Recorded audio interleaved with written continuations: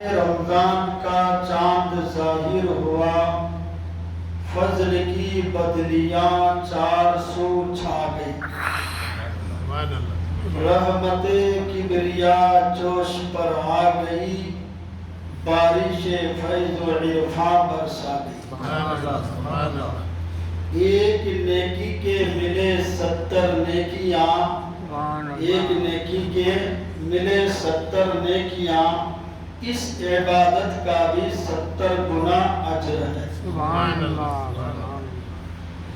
سب سے پہلے قرآن آپ سن لیجئے، رمضان کے بارے میں قرآن کیا کہہ رہا ہے۔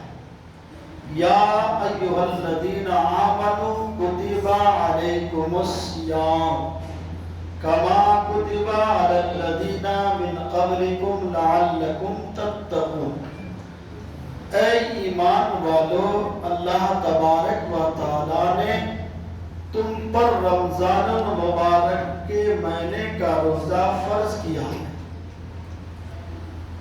اور تم سے پہلے والوں پر بھی فرض تھا، تاکہ تم متقی اور پرہیزگار ہو جاؤ۔ سمجھ میں آیا ترجمہ؟ روزے فرض ہے، تم سے پہلے والے پر بھی فرض تھا۔ اچھا، روزہ کس لیے اللہ نے فرض کیا؟ تاکہ تم متقی ہو جاؤ، پرہیزگار ہو جاؤ۔ سبحان اللہ۔ اب رمضان کے روزے کی کتنی عظمت ہے، آپ غور کیجئے کہ آدمی روزہ رکھے گا تو پرہیزگار ہو جائے گا، آدمی روزہ رکھے گا تو متقی ہو جائے گا۔ سبحان اللہ۔ اچھا، پہلے امت پر بھی فرض تھا، ہمارے اوپر بھی ہے، الگ الگ طریقے سے۔ جو رحمتیں، جو برکتیں، جو عظمتیں، جو فضیلتیں رب کریم نے امت محمدی پر کیا، وہ کسی اور پر نہیں کیا۔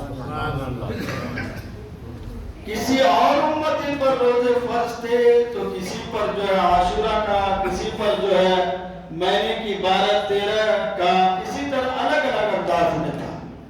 اور یہ خصوصیت جو مکمل ایک مہینہ سال میں خصوصیت کے طور پر اللہ نے امت محمدی کو عطا فرمایا ہے، یہ خصوصیت کسی کو بھی اللہ رب العزت نے عطا نہیں فرمایا ہے۔ تو امت محمدی نبی کا کلمہ پڑھنے والا اللہ رب العزت کی اس احسان کا شکریہ ادا کرے تو کر نہیں سکتے۔ سبحان اللہ۔ پورا ایک مہینہ لوٹتے رہو نیکیاں، قبول کراتے رہو دعائیں، بخشش کر لو اپنے آپ کی، بخشش کر لو اپنے مرحومین کی، جھڑا لو اپنی گناہیں اور عمل کر لو نیکیاں، جما لو اپنے نامہ اعمال میں۔ اگر ہم نے اور آپ نے الحمدللہ اس انداز میں رمضان المبارک کو گزارا تو یقیناً جب ہم اس دنیا سے جائیں گے تو گناہوں سے پاک و صاف ہو جائیں گے۔ تو ایک حدیث کی طرف میں اشارہ دیتا ہوں، اس میں آپ کو رمضان کی فضیلت بھی آ جائے گی، رمضان میں کیا کرنا وہ بھی، رمضان کی افطار کی عظمت کیا ہے وہ بھی سمجھ میں آ جائے گی۔ الحمدللہ شعبان المعظم کا مہینہ ہے اور آخری جمعہ ہے۔ ہمارے سب کے آقا سرور کائنات صلی اللہ تعالی علیہ وسلم منبر شریف میں تشریف فرما ہے۔ اللہ اکبر، چاروں طرف نجوم رسالت ہے۔ اللہ کے پیارے پیغمبر سارے نبیوں کے سرور صلی اللہ تعالی علیہ وسلم نے ارشاد فرمایا، اے میرے یارو، اے میرے جانسارو، اے میرے صحابیوں، اے میرے کلمہ پڑھنے والوں، اللہ رب العزت کی طرف سے تمہیں ایک ایسا رحمت کا، برکت کا، عظمت کا، فضیلت کا مہینہ عطا ہو رہا ہے۔ پھر میرے آقا صلی اللہ علیہ وسلم نے فرمایا، یہ وہ مہینہ ہے جس میں اللہ تبارک و تعالیٰ کی رحمتیں، برکتیں نازل ہوتی ہیں۔ پھر میرے آپ کے سب کے آقا صلی اللہ تعالیٰ علیہ وسلم نے ارشاد فرمایا اس مہینے کو اللہ تبارک و تعالیٰ نے 3 حصے کیا ہے. پہلا رحمت کا، جسے اللہ کی رحمت جسے چاہیے وہ اللہ کی رحمت لوٹ لو. اور الحمدللہ قسم کھا کے کہتا ہوں ہم میں سے کون ہے جو اللہ کی رحمت کے امیدوار نہیں ہے؟ ہر شخص ہے. تو میرے آقا نے فرمایا پہلا اشارہ رحمت کا ہے، جتنی رحمت لوٹنا چاہو لوٹ لو. دوسرا اشارہ جو ہے مغفرت کا ہے، اپنی مغفرت کرا لو، اپنے مرحومین کی مغفرت کرا لو، امت مسلمہ کی مغفرت کرا لو. اللہ تبارک و تعالیٰ تمہاری دعا سنتا ہے، تمہاری مغفرت کرتا ہے. تم جس کے لیے دعا کرو گے اللہ اس کی مغفرت عطا فرمائے. پھر میرے آپ کے آقا صلی اللہ تعالیٰ علیہ وسلم نے ارشاد فرمایا آخری اشارہ جو ہے وہ جہنم سے آزادی کا ہے. اس لیے رب کریم کی رحمت برس رہی ہے اور بارش کے قطرے سے زیادہ برس رہی ہے. اس لیے اللہ تبارک و تعالی کی بارگاہ میں تم اس جہنم سے چھٹکارا ہونے کی دعا مانگو، اللہ تمہاری بھی جہنم سے چھٹکارا عطا فرما دے گا اور تمہارے مرحومین کو بھی بخش دے گا. تو معلوم ہوا یہ 3 حصہ، اس میں خیال رکھیں. پہلے 10 دن میں خوب رحمت کی دعائیں مانگیں، اللہ کی رحمت کے سائے میں کہ اللہ ہمیں بھی تو اپنی رحمت میں لے، ہماری نسلوں کو بھی لے، ہمارے معاشرے کو بھی لے، ہمارے مرحومین کو بھی لے. ہماری بھی مغفرت فرما، ہمارے مرحومین کی مغفرت فرما، پورے امت مسلمہ کی مغفرت فرما. ہمیں بھی جہنم سے آزاد فرما، پورے امت مسلمہ کو جہنم سے آزاد فرما انشاءاللہ. اور پھر میرا آپ کے آقا صلی اللہ علیہ وسلم نے فرمایا جب رمضان کا مقدس مہینہ آ جائے تو اس میں جو ہے 3 ذکر کثرت سے کیا کرو. ایک لا الہ الا اللہ، کوئی معبود نہیں ہے اللہ کے سوا، کوئی عبادت کے لائق نہیں ہے اللہ کے سوا.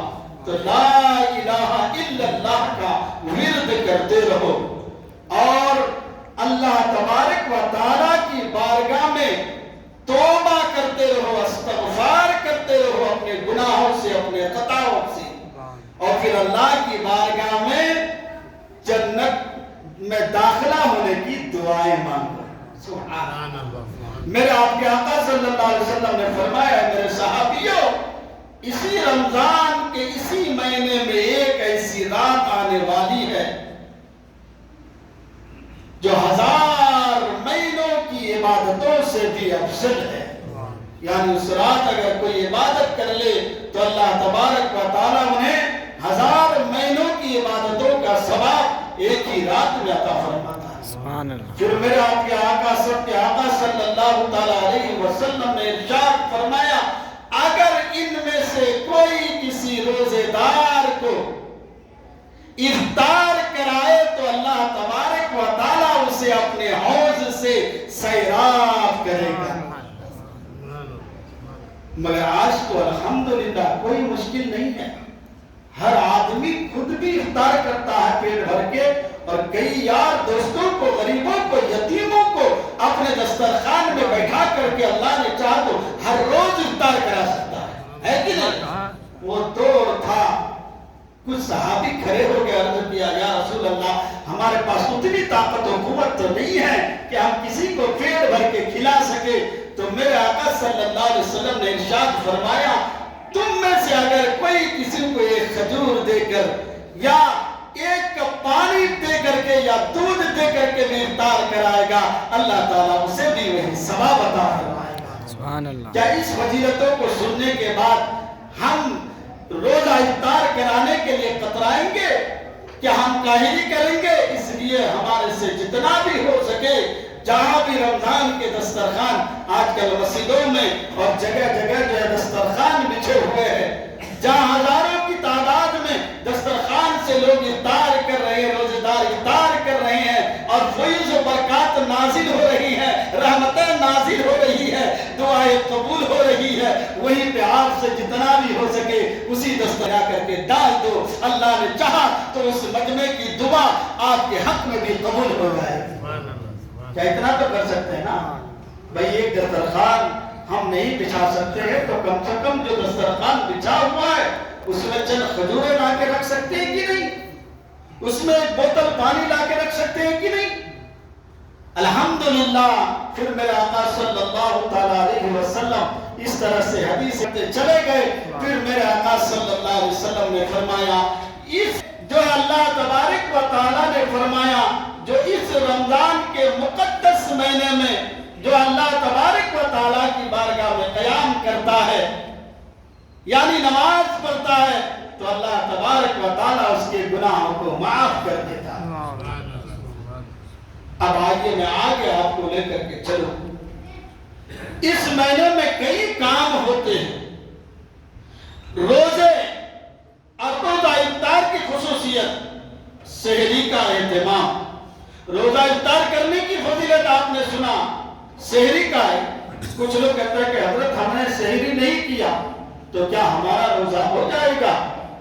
اگر آپ کو کسی مجبوری کے تحت سحری کرنے کا موقع نہیں ملا تو آپ کا روزہ یقیناً ہو جائے گا.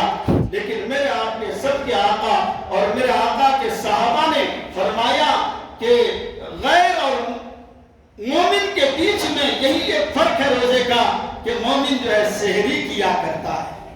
پھر میرے آقا صلی اللہ علیہ وسلم نے فرمایا جب بندہ سحری کرتا ہے تو اس کے جسم جان میں طاقت آتی ہے. اس سے یہ معلوم ہوا کہ رمضان کے روزے جو آپ رکھیں سحری ضرور کھایا کریں. سحری کھانے سے آپ کے بدن میں طاقت و قوت بھی آتی ہے اور آقا کریم کی سنت اور صحابہ کرام کا طریقہ پر عمل ہو جاتا ہے. تو اسی طرح ہم سحری افطار کے ساتھ ساتھ سحری کا بھی اہتمام ضرور کریں. پھر میرے آقا صلی اللہ تعالیٰ علیہ وسلم نے فرمایا کہ اس رات میں قیام کرو. رمضان کے راتوں میں قیام کرو یعنی فرائض و واجبات و نوافل کے ساتھ ساتھ ایک اہم نماز ہے جو ہمارے آپ کے لیے سنت مؤکدہ ہے جسے تراویح کی نماز کہتے ہیں. اچھا، تراویح کی نماز کا مختصر مسئلہ میں آپ کی خدمت میں پیش کر دیتا ہوں. بعض لوگ کہتے ہیں کہ 8 رکعت تراویح کی نماز، بعض لوگ کہتے ہیں کہ 12 رکعت تراویح کی نماز. لیکن اہل سنت والجماعت فرقہ ناجیہ جو ہے 20 رکعت تراویح کی نماز جو پڑھتے ہیں. کہتے ہیں کہ مسجد نبوی شریف کا ماحول ہے. لوگوں کو دیکھا گیا کہ کچھ لوگ جو ہے ایک طرف 8 لوگ، ایک طرف 10 لوگ، ایک طرف کچھ لوگ ایسے گروپ بنا کر کے رمضان کے مہینے میں جو لوگ جو نماز پڑھ رہے ہیں. حضرت عمر فاروق رضی اللہ تعالیٰ عنہ نے دیکھا تو آپ نے صحابہ کرام سے مشورہ کیا اور کہا کہ کیوں نہ ہم ایک ساتھ میں جو ہے سب مل کر کے با جماعت کے ساتھ جو ہے اس عمل کو کریں. تو الحمدللہ حضرت عمر فاروق کے کہنے پر اور آپ کے مشورے پر اتفاق ہوا. پھر مسجد نبوی شریف میں الحمدللہ 20 رکعت تراویح کی نماز اور 3 رکعت وتر کی نماز پڑھی جاتی. اس سے معلوم یہ ہوا کہ اہل سنت والجماعت جو 20 رکعت تراویح کی نماز پڑھتے ہیں یہ الحمدللہ صحابہ کرام کی بھی سنت ہے، تبع تابعین کی بھی سنت ہے، اولیاء کاملین بزرگان دین کی بھی سنت ہے.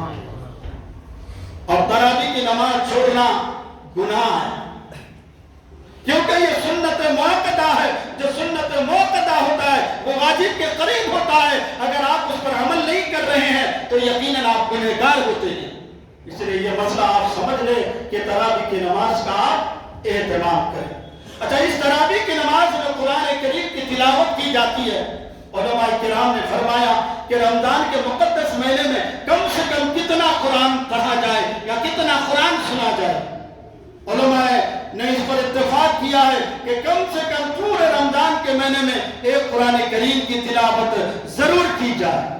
اسی طرح بعض مسجدوں میں جو ہے الحمدللہ 20 پر 7 دن کی تراویح ہوتی ہے اور حافظ پارہ، 1.5 پارہ، 1.25 پارہ کر کے الحمدللہ مکمل قرآن کریم سنا دیتے ہیں. خوش نصیب ہے وہ سنانے والا حافظ قرآن بھی اور خوش نصیب ہے ان کے پیچھے تراویح پڑھنے والے مصلیان کرام.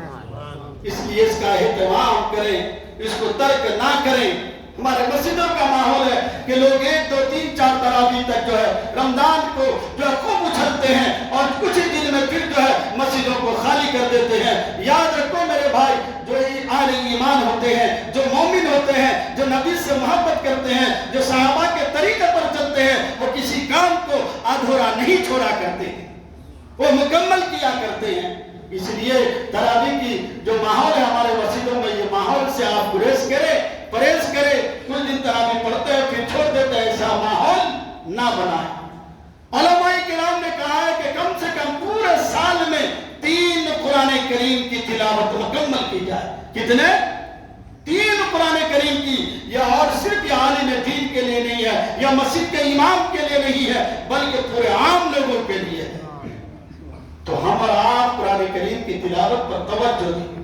اچھا، قرآن کریم جو ہم تراویح میں پڑھتے ہیں اس کی کیا فضیلت ہے؟ قرآن تو وہ کتاب ہے، ذالک الکتاب لا ریب فیہ، یہ وہ کتاب ہے جس میں کوئی شک و شبہ کی گنجائش نہیں ہے۔ اور اس قرآن کے بارے میں کہا ہے کہ اگر قرآن کوئی پڑھ لیتا ہے تو الحمدللہ ایک حرف پڑھ لیے تو اسے 10 نیکیاں ملتی ہے۔ اب رمضان کے مہینے میں آپ کیلکولیٹر کرو، اب حساب کرو، جب عام دنوں میں کوئی قرآن پڑھ لے اور قرآن کا ایک حرف پڑھ لے تو اسے جو ہے 10 نیکیاں ملتی ہے۔ تو آج اگر کوئی رمضان کے مہینے میں ایک حرف قرآن پڑھ لے تو وہ اپنے نامہ اعمال کی نیکیوں کو گن نہیں سکتا ہے۔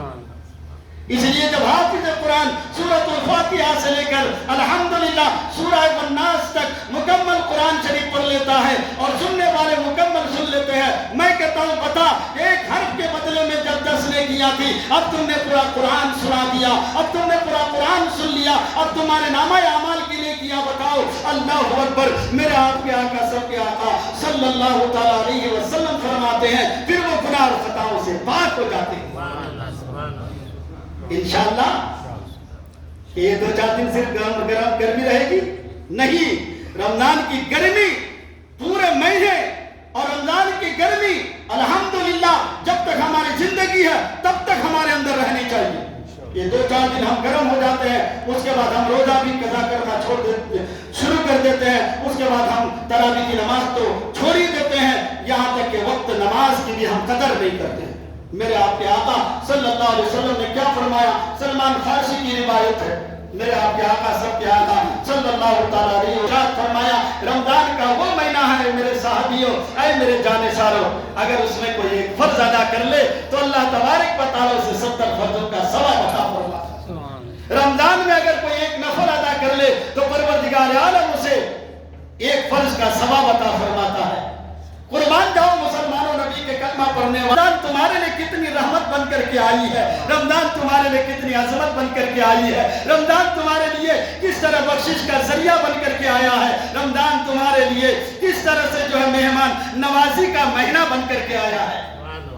دسترخوان بچھاؤ، خود بھی کھاؤ، دسترخوان بچھاؤ، اپنے مہمانوں کو بھی افطار کراؤ، دسترخوان بچھاؤ، غریب و یتیموں کو بھی افطار کراؤ۔ الحمدللہ پھر دیکھو پورے سال آپ کے گھر میں رحمت ہے، برکت ہے، اور اللہ کی طرف سے کس طرح سے روزی نازل ہوتی ہے۔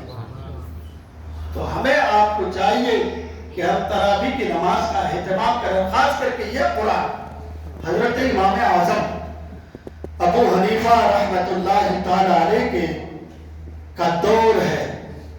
ایک شخص نے قسم کھائی، قرآن کی عظمت تو بے حساب، حدیثوں میں بے حساب فضائل ہے، میں آپ کو بس اشارہ دے رہا ہوں، اب عقل والے ہیں، آپ اسی بات سے سمجھ جائیں گے کہ قرآن ہمیں کس طرح پڑھنا چاہیے، قرآن کی تلاوت ہمیں کس طرح کرنی چاہیے، قرآن کو ہمیں اپنے سینے سے کس طرح سے لگانا چاہیے۔ حضرت امام اعظم ابو حنیفہ رحمۃ اللہ تعالی علیہ کا دور ہے۔ ایک شخص نے قسم کھائی، کیا قسم کھایا؟ کہ میری بیٹی کو میں جہیز میں وہ ساری چیزیں جب تک نہ دے دوں تو میری بیوی کو طلاق۔ بات سمجھ رہے ہیں؟ جب تک دنیا کی ساری چیزیں نہ دے دوں تو میری بیوی کو طلاق۔ قسم تو کھا لیا۔ اب اس پورے علماء کرام کے پاس، مشائخ کے پاس، مفتیوں کے پاس پھر رہے ہیں کہ ہم نے تو قسم کھا لی ہے، تو سب نے اتفاق ہو کر کے کہا یہ ہو ہی نہیں سکتا، تمہاری بیٹی کے جہیز میں دنیا کی وہ ساری چیزیں تم کیسے دے سکتے ہو؟ جس کی جانکاری بھی تمہیں نہیں ہے کہ دنیا میں کیا کیا چیز ہے بھائی، کیا کیا چیز ہے، تم کیسے جیسے سب نے کہا کہ تمہاری بیوی کو طلاق ہو گیا، مگر پہنچے امام اعظم ابو حنیفہ کے بعد الحمدللہ مسائلوں کا حل کرنا ہے تو امام اعظم سے پوچھو، اور امام اعظم نے فقہ کو اس طرح سے آج جو حل کیا ہے کہ آج علماء کرام جو ہے امام اعظم ابو حنیفہ کے اس فقہ پر جو ہے الحمدللہ احسان مند ہے۔ امام اعظم کے پاس پہنچے، کہا اس طرح سے حضور سب نے سے جو ہے فتویٰ دے دیا ہے، آپ تو ہمارے بڑے حضرت ہیں تو آپ ہی بتائیے۔ آپ نے کہا کہ طلاق واقع نہیں ہوا۔ یہ خوشی سے جھوم اٹھے، کہا حضرت کس طرح سے کیا ہوا، کیا میں دنیا کی ساری چیزیں کس طرح سے دے دوں؟ تو اس نے کہا کہ اپنی بیٹی کی جہیز میں تم قرآن کریم دے دو، دنیا کی ساری چیزیں قرآن کے اندر موجود۔ سمجھ رہے ہیں بات، سمجھ میں آئی؟ یہ قرآن جسے آج ہم مومن بھول چکے ہیں، یہ قرآن کی تلاوت جسے ہم مسلمان آج بھول چکے ہیں، یہ قرآن گھر میں پڑھو تو برکت، دکان میں پڑھو تو برکت، کارخانے میں پڑھو تو برکت، مسجد میں پڑھو تو برکت، خانقاہ میں پڑھو تو برکت، اللہ کے ولی کے دربار میں پڑھو تو برکت۔ جہاں بھی قرآن پڑھتے جاؤ الحمدللہ برکتیں حاصل کرتے جاؤ، اور برکتیں نہیں، جب قرآن پڑھتے ہیں تو اللہ کی رحمت کے فرشتے حاضر ہوتے ہیں۔ برادران ملت اسلامیہ، ایک شخص جو صحابی رسول ہے وہ اپنے گھر میں قرآن پڑھ رہے ہیں، جلدی میں آپ کو سنا دیتا ہوں۔ جب وہ قرآن کی تلاوت شروع کرتے ہیں اپنے کمرے میں تو سین میں اس کا گھوڑا بندھا ہوا رہتا ہے۔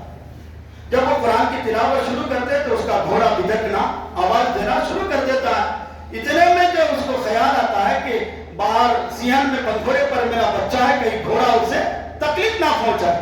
یہ کہتے ہیں کہ پھر یہ قرآن بن کر کے جب جاتے ہیں تو گھوڑے کا بدکنا بند ہو جاتا ہے۔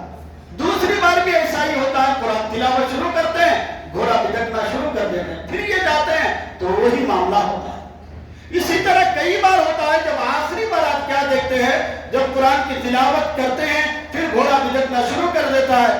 جب یہ قرآن کی تلاوت بن کر کے جاتے ہیں تو کیا دیکھتے ہیں، ان کے گھر سے لے کر آسمانوں تک روشنی ہی روشنی چھائی ہوئی ہے، نور ہی نور چھایا ہوا ہے۔ سمجھ میں بات نہیں آئی؟ آقا کریم کی بارگاہ میں پہنچے، یا رسول اللہ اس طرح کا معاملہ ہوا۔ میرے آقا نے فرمایا جب تم قرآن پڑھ رہے تھے اللہ کے رحمت کے فرشتے تمہارے گھر آئے تھے، اور آسمان سے لے کر زمین تمہارے گھر تک جو ہے اللہ کی رحمتیں نازل ہو رہی تھی، اللہ کی برکتیں نازل ہو رہی تھی۔ ہم اور آپ اپنے گھر میں نہ قرآن پڑھتے ہیں، نہ دکان میں قرآن پڑھتے ہیں، نہ مسجد میں قرآن پڑھتے ہیں۔ قرآن کی تلاوت کی عادت ڈالیے، خصوصیت کے ساتھ رمضان میں اور رمضان کے علاوہ بھی ہمیشہ اپنے زندگی میں قرآن کو اپنے سینے میں ساتھ رکھیے۔ الحمدللہ یہی قرآن ہے جو بخشش کا ذریعہ بھی ہے، ہدایت کا ذریعہ بھی ہے، یہی وہ قرآن ہے الحمدللہ جو اسی مہینے میں نازل ہوا۔ اللہ کا قرآن کہتا ہے شہر رمضان الذی انزل فیہ القرآن، رمضان کا وہ مہینہ ہے جس میں اللہ تبارک و تعالیٰ نے اپنے مقدس قرآن پاک کو نازل فرمایا۔ اسی مہینے میں اور کتابیں بھی نازل ہوئی۔ توریت جو ہے رمضان کی 6 تاریخ کو نازل ہوئی، اور زبور رمضان کے 13 تاریخ کو نازل ہوئی، انجیل رمضان کی 18 تاریخ کو نازل ہوئی، اور ہمارے آپ کے آقا، سب کے آقا، سارے نبیوں کے آقا پر جو قرآن نازل ہوا وہ رمضان کے مہینے میں نازل۔ کہتے کہ قرآن کو لوح محفوظ پر رکھا گیا، پھر وہاں سے تھوڑا تھوڑا تھوڑا دنیا میں اتارا گیا، یہاں تک کہ 20 پر 3 سال میں قرآن مکمل طور پر نازل ہو گئے۔ تو اس قرآن کی اہمیت کو ہم سمجھے، قرآن کی تلاوت کی عادت ڈالیں۔ ہم قرآن پڑھیں گے تو ہماری نسل پڑھے گی، ہم قرآن کی تلاوت کریں گے تو ہماری نسل قرآن کی تلاوت کریں گے۔ اس لیے وہ کتاب ہے جس میں کوئی شک و شبہ کی گنجائش نہیں، اور الحمدللہ جتنا پڑھتے جاؤ گے، کہتے کہ کل قیامت کے دن ایسا ہوگا، قرآن پڑھنے والے کو، خاص کر کے حافظ قرآن کو، جس کے پیچھے آپ قرآن سن رہے ہیں، کل قیامت کے دن ایسا ہوگا کہ ان کے ماں باپ کو بھی ایک ایسا تاج پہنایا جائے گا، اور اس حافظ قرآن کو بھی ایک ایسا تاج پہنایا جائے گا جو 14ویں رات کے چاند سے بھی زیادہ چمکدار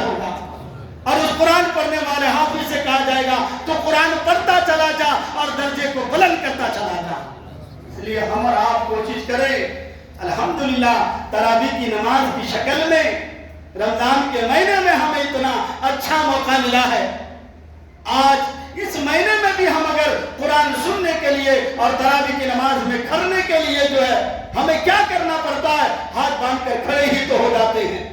قرآن کا اعجاز دیکھیے. قرآن تو محنت کر کے حافظ قرآن آیا ہے. قرآن تو مسلم ہے حافظ قرآن محنت کر کے سنا رہا ہے. الحمدللہ ہم پیچھے کھڑے ہیں لیکن قرآن کا اعجاز دیکھو. جتنا حافظ قرآن کو پڑھنے کا ثواب مل رہا ہے اتنا پیچھے کھڑے رہنے والے مصلیوں کو ثواب مل رہا ہے. اللہ تبارک و تعالیٰ نے قرآن کے کمی نہیں کیا ہے. اللہ اکبر. اس لیے ہمارے آپ کے لیے ضروری ہے کہ ہم قرآن کی تلاوت کرتے رہیں انشاءاللہ. اچھا بعض لوگ اس میں بھی غافل ہو جاتے ہیں, اس میں بھی غافل رہتے ہیں. نہیں روزے کے بارے میں بولو تو بیماری کا بہانہ کرتے ہیں. ارے اسلام میں جتنے بھی کام ہے نا ہر کام میں حکمت. آپ کہتے ہو کہ روزہ رکھنے سے بیماری بڑھتی ہے, حقیقت ہرگز نہیں. روزہ رکھنے سے بیماریاں دور ہوتی ہے. نماز پڑھنے سے پاؤں ہاتھوں میں درد نہیں ہوتا ہے, نماز پڑھنے سے پاؤں ہاتھوں کے درد ختم ہوتے ہیں. سمجھ رہے ہیں؟ ایک نمازی سے پوچھو, ایک روزدار سے پوچھو جو روزے کی اہمیت کیا ہے اور نماز کی فضیلت کیا ہے. اللہ اکبر. بعض لوگ بہانہ بناتے ہیں بیماری کا کہ ہم رکھ نہیں سکتے ہیں. کیوں نہیں رکھ سکتے ہیں؟ اور بعض لوگوں کے حال تو یہ ہے کہ ایک تو روزہ نہیں رکھتے ہیں اور اس مہینے کا احترام بھی نہیں کرتے. تو اس لیے جو لوگ کاہل ہو, ابھی بھی وقت ہے. ابھی رمضان کا پہلا اشارہ ابھی شروع ہی ہوا ہے. ابھی پہلا ہے, دوسرا ہے, تیسرا ہے. ان تینوں اشاروں میں ان رمضان کے پورے مہینے میں رب کی بارگاہ سے ہمیں خزانے لوٹ لینا ہے.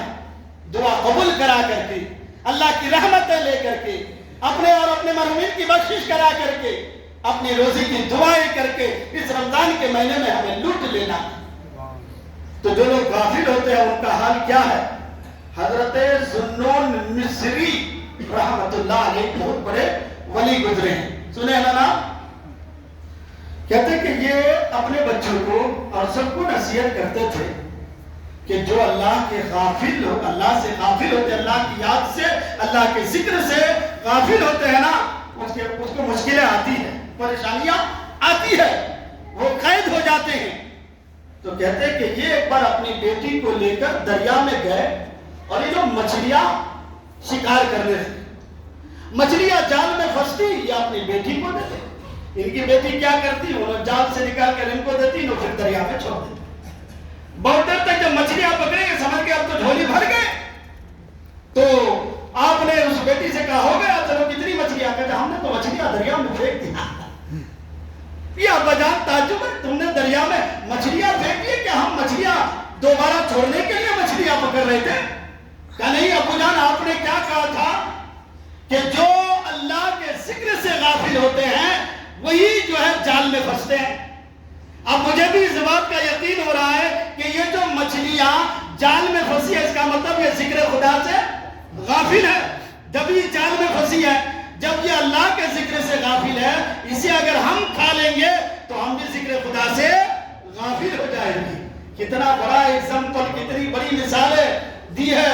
تو اس کے بعد میں حضرت ذوالنون مصری رحمت اللہ علیہ مسکرائے اور مسکرا کر کے اپنی بیٹی سے کہا اللہ کا شکر ہے جو میں میری نسلوں کو سمجھ دینے چاہ رہا تھا, وہ میری نسلوں کو وہ بات سمجھ میں آ گئی کہ ذکر خدا سے کبھی غافل نہیں ہونا, یاد خدا سے کبھی غافل نہیں ہونا ہے. اس لیے کہ جو ذکر خدا سے غافل ہوتے ہیں, جو نماز سے غافل ہوتے ہیں, جو روزے سے غافل ہوتے ہیں, جو یاد خدا سے غافل ہوتے ہیں, وہ مصیبت اور پریشانی کے شکار میں پڑ جاتے ہیں.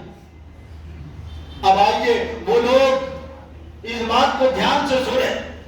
میرے آپ کے آقا سرور کائنات صلی اللہ علیہ وسلم منبر شریف میں تشریف فرما. میرے آقا مرتبہ کتنے مرتبہ؟ 3 مرتبہ. صحابہ کرام نے عرض کیا اے اللہ کے نبی, ہم نے آپ کو کبھی ایسا نہیں دیکھا, آج آپ نے 3 مرتبہ آمین کہا. کہا کہ جبریل امین آئے جب میں نے پہلے سیڑھی پر قدم رکھا تو جبریل امین آ کر کے کہا بدبخت ہے وہ, ہلاک ہو جائے وہ جس کے پاس رمضان کا مقدس مہینہ آ جائے اور رمضان کا احترام کر کے, رمضان کے روزے رکھ کر کے जन्नत हासिल ना कर दे। मैंने कहा आमीन। जिब्रील ने बद्दुआ की उन लोगों के लिए जो जिसको रोजे का महीना, रमजान का महीना मिले और उसका एहतराम ना करे। गोया कि जो रमजान के महीने का एहतराम नहीं करता है वो हलाक हो जाता है। फिर मेरे आका सल्लल्लाहु अलैहि वसल्लम ने फरमाया, जब दूसरी सिरी पर मैंने कदम रखा तो कहा बदबख्त है वो, हलाक हो जाए वो जिनके माँ बाप हो और उनके माँ बाप उससे नाराज हो। आप गौर कीजिए, हम में से आज कितने ऐसे लोग हैं जिनके माँ बाप हमसे नाराज नहीं है। इसलिए माँ बाप को नाराज ना करो।